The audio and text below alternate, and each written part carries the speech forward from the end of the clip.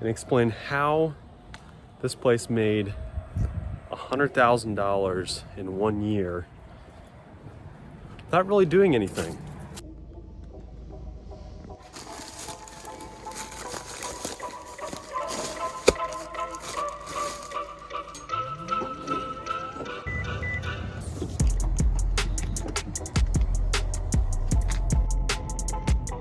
Starting to get cold here in the Midwest. Oh man, it is gorgeous today. It is gonna be like 60 degrees, super sunny. Can't ask for better. The last one was gonna put that trim around. Yeah, all right, so grabbed some insulation this morning, and that was my one of my handymen who does a lot of small jobs for me. His name's Mike. Gave the insulation to him. He's gonna go do a small insulation job under a mobile home for me, and hopefully get that knocked out, because as you see, it's 37 degrees this morning, so it's getting close to freezing temperature, so you gotta make sure everything's all buttoned up.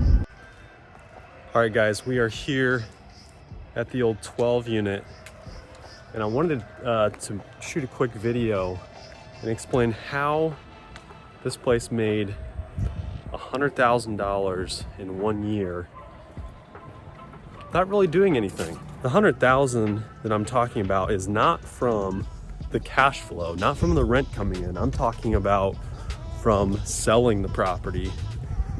That we actually made over $100,000 from just the sale. The biggest thing you've got to keep in mind, or one of the biggest things you've got to keep in mind with buying real estate, it's all about buying the property right. And what I mean by that is purchasing it at a good price where you can make money even if you decided to sell the next day. You can never fix the problem of overpaying for a property.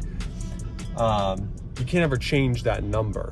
Yes, you can force appreciation by improving the property, by fixing it up, by increasing the revenue or decreasing expenses, but you can't ever change the number that you paid for it. So this is an example of a property that I recently purchased in the last year that I got for a really good price. And so I'm gonna have a lot of upside on this property. Yes, there's a lot that's going on, a lot that we're fixing. Side note, what do you guys think of that color right there? It's pretty wild. There's a lot that needs fixing in this property, but we bought it at a price that's low enough where we're gonna have a ton of upside once we reposition this property. And even if I wanted to sell it right now, I would still make a substantial profit because I purchased the property at the right price. So the same thing with this mobile home park that I bought in the last year. Same thing with it as the 12 unit. It's all about buying it right. The question is, how do you buy a property right? How do you find these deals? And that's what I want to talk about. Guys, it's really nice to have friends who have access to places to dump trash, because I'm continuously filling up the back of my Subaru with random trash, and I don't need a whole dumpster for my buddy Clayton. I just need a place to dump stuff, small stuff. So I will get to my point eventually of this video, but I'm here picking up a treadmill in a town, an hour from my hometown, and there's this big campground, and so I'm checking it out. Got some exciting news to share in the future, but they're about a property that I'm purchasing, and I'm looking at some of these cabins. These are the coolest little cabins ever. Check these things out. So you just got this little teeny log cabin. I mean, it is tiny. Little air conditioner unit here. I mean, there can't be much in here. Sorry it's so windy, guys. I don't think you're gonna be able to see in there. Got a couple bunk beds, little refrigerator. Oh, no window. But what a cool idea. Just have a property out somewhere with few of these cabins and you could do like Airbnb on it. But seriously, I think people pay good money to come and stay in these little cabins. I mean, these things are so cute. You know, you have a little pond or some land somewhere. Set them out there, throw them on Airbnb.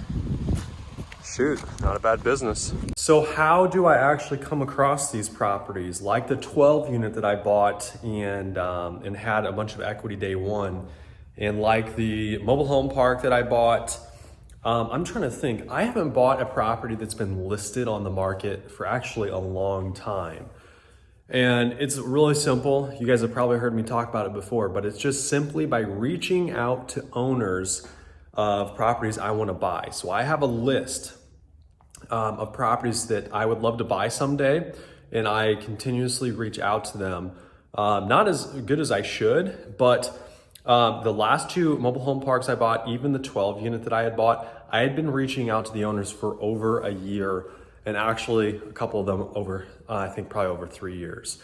I use an app called Podio to keep track of like my conversations with them, when I last talked to them, and you can also set reminders.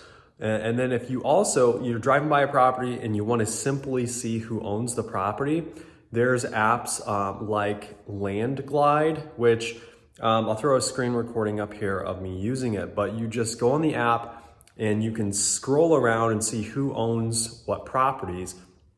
And then you want to look to see where the tax bill is being sent. And then when you find out where the tax bill is being sent, that's when you send them a letter and just say, hey, I'm interested in buying your property. A lot of times when you see a property that's listed online, you know, it's on Zillow or LoopNet or wherever, Realtor.com, it's been seen by a lot of people, and you're most likely not going to find a killer deal. I'm not saying it can't happen. I have bought deals online before on the MLS that are listed, but the chances are a lot higher you're going to find a better deal off market. So it takes a little bit more work, up front, mailing them letters, calling them, try to skip trace them, figure out who they are, look them up on social media, and you're going to find properties you can likely negotiate a lot better. There's no realtor fees involved, and so on.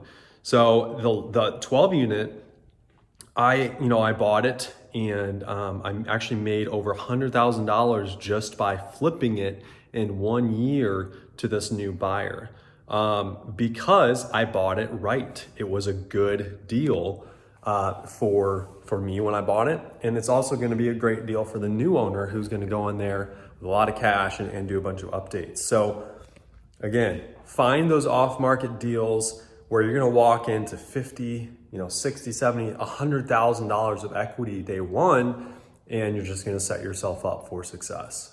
A couple quick tips when you're actually reaching out to these owners. A lot of times you don't want to call them right up and say, hey, I'm trying to buy your property, will you sell it? Because it's going to be kind of a turnoff. You're going to appear to be, a salesman or just pushy. A lot of times what I do when I'm reaching out to these owners is I first try to become friends with them, even oftentimes before I try to buy the property. So an example would be like with a mobile home park. When I call up the owner, I'm not saying, hey, will you sell the park to me? I'm maybe asking him a question like, hey, I'm Kyle, I own a couple parks. I'm really having a hard time finding, a mover to move the mobile homes for me. Or ask them, hey, do you have a good place? I'm in your area. Do you have a good place where you're buying supplies, for mobile homes?